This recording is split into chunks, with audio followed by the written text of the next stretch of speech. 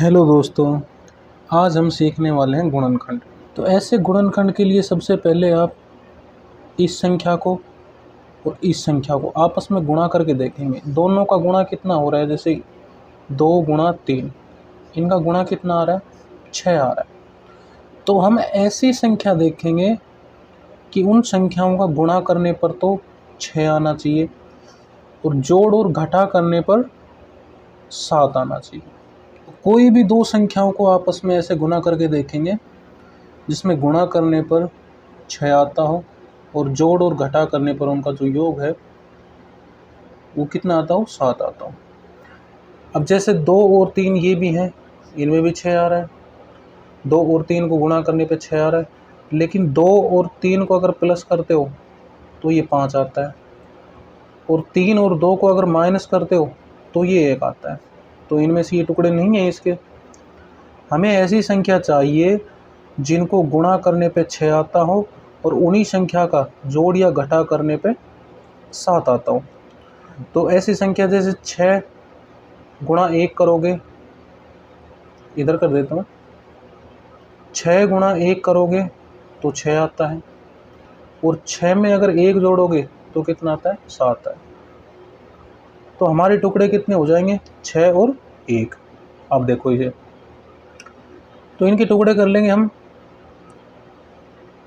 2x² plus 6x plus x plus 3। ये देखो 6x और x, यानी कि 6x और 1x कितने हो गए, 7x। और इन दोनों को आपस में गुणा करने पे क्या आ रहा है, 6 को इसे 1 से गुणा करेंगे, 6 एकम 6, और x को x से गुणा करेंगे, x², यानी कि 3 दूनी 6x² हो जाएंगे ये। अब देखो, अब इन दोनों में से कॉमन लो, क्या कॉमन आ रहा है, और इन दोनों में से कॉमन लो, क्या कॉमन आ रहा है। तो इन दोनों में से एक तो x कॉमन आ रहा है, इधर x है, इधर x² है, यानी कि इधर 2x गुणा हो रहे हैं आपस में, और इधर 1x है, तो इनमें से एक x कॉमन आ जाएगा। 2 और 6 में से क्या कॉमन आ रहा है, 2 कॉमन आ रहा है, तो एक तो 2 कॉमन आ गया और दूसरा x कॉमन आ गया।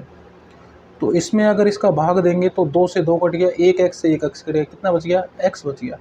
तो x प्लस 2 को 6 में अगर 2 का भाग देंगे, 2 तिया 6, और x से x कट गया।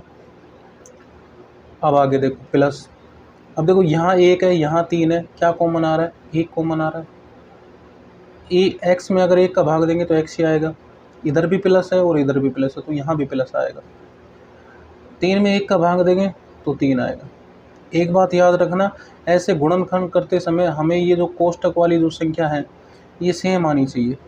अब उसके बाद में एक बार इन दोनों को लिख देंगे और एक बार इन कोष्टक वाली संख्या में से एक संख्या लिख देंगे।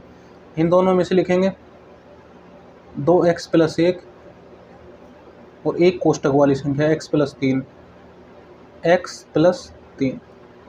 ये दोनों हमारे क्या आ गए, गुणनखंड आ गए।